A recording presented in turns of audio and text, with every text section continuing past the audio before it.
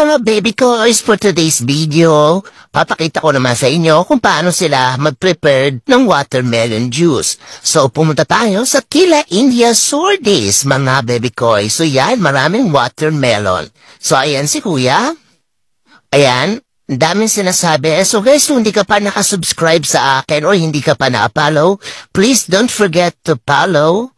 And then, pusuan nyo ang aking video and please don't forget to comment kung saang lugar kayo para alam ko kung saan naman napapadpad ang walang kakwentang-kwentang voice over na to.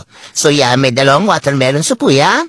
Sarap pero ay buki ng dinilaan yeta at kinamaypayan na nga. So guys, pasanay na tayo na kinakamay nila at tinahalo nila. So guys, tandaan natin, ang pagdamit nila ng kamay, yan ang nagbibigay ng sarap sa kanilang mga lutuin. Okay? So, yan. Dinagdagan ng watermelon para mas lalong masarap. Ayan. Pagkatapos, lalagyan ng asukal ni kuya. Ayan. Paglagay ng maraming asukal, yan. Yan, daming asukal, oh. Pagkatapos, lalagyan ng food coloring. Ayan. So, hindi ko alam kung ano yan. Okay, so yan.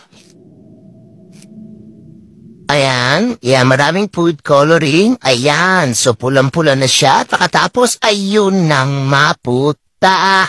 Yan na, hinaluan na. Hinalo-halo na. At yan na si kuya, nagbabasad na ng yelo. So yan na ang tamang paraan. Magbasad ng yelo sa lupa, ilagay sa balde o isalin sa balde, mga baby koy. So yan, pagsalin. Ayan. Ilagay sa isa pang balde. Ayan. Tapos saluin. Yan. Hinap, Yan na, mga baby koy. So, yan na, binibigyan na niya. Ready to serve na ang kanyang watermelon juice. So, guys, yan. Ayan na, mga baby koy. Yan, parang ang sarap no? Ininom. Okay, so rest in peace sa'yo kuya later.